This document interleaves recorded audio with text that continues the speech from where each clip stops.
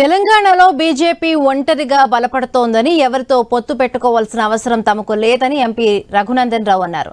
రాష్ట్రంలో పొత్తులు పెట్టుకుని గెలిచే పార్టీ బీఆర్ఎస్ఏ అని తెలిపారు. 2009లో టీడీపీతో పొత్తు పెట్టుకోలేదా అని ప్రశ్నించారు. పొత్తులు విలీనాలపై తమ పార్టీలో ఎలాంటి చర్చలు జరగలేదని స్పష్టం చేశారు. ఇదంతా రాష్ట్రంలో బీజేపీ ఎదుగుదలను అడ్డుకోవడానికి చేసే ప్రయత్నమని రఘునందన్ రావు మండిపడ్డారు. టూ క్వైట్ కాంట్రడిక్టరీ స్టేట్మెంట్స్ చెప్తున్నారు కవిత గారు. ఒకసారి ఏమంటున్నారు, బీజేపీలో బీఆర్ఎస్ని విలీనం చేయమని చర్చలు జరిపారు.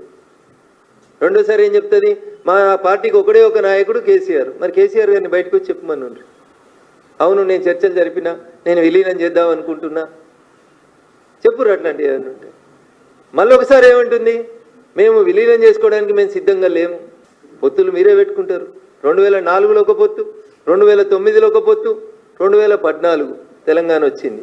ఏం చేసిర్రు, మేము విలీనం చేస్తాం, మాకు దర్శనం ఇస్తే చాలు, మమ్మల్ని కాళ్ళు మొక్కనిస్తే చాలు, మొత్తం కాందాని అత్తమని పోయిర్రా పోలేదా, దండం పెట్టిర్రా పెట్టలేదా, ఫోటోలు దిగిర్రా దిగలేదా.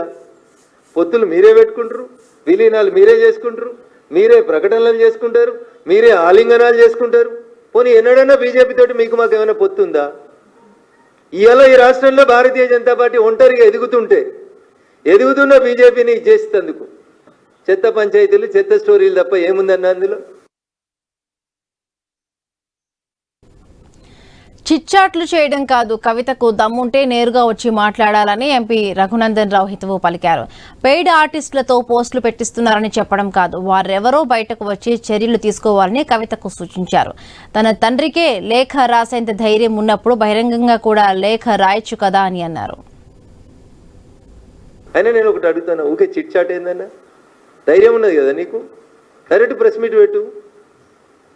చిట్చాట్ ఏంది అంటే మీడియా మిత్రులు ఏదో గోల్మాల్ చేస్తుందిక.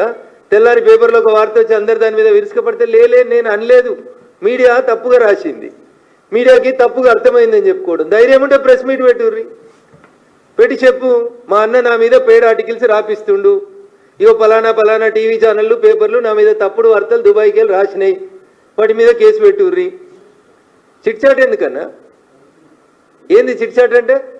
తప్పించుకునేందుకు మార్గమా? ఆ పేపర్ వాళ్ళు తప్పు రాసిరు, ఆ పేపర్ వాళ్ళకి నా భాష అర్థం కాలేదని చెప్పుకోవడానిక? Put it on paper. నాయనకే ఉత్తరం రాయగలిగిన దమ్ము ధైర్యం ఉన్న వాళ్ళం మనం, మస్తు 100 ఉత్తరాలు రాసిన వాళ్ళం మనం. ప్రెస్ వాళ్ళకు కూడా ఒక ఉత్తరం రాస్తే అయిపోతుంది కదా, పాపం వాళ్ళని ఎందుకు గోసపెట్టు. నేనన్నా నువ్వు అనలే నేనన్నా, ఇవన్నీ ఏం పంచాయతీలు?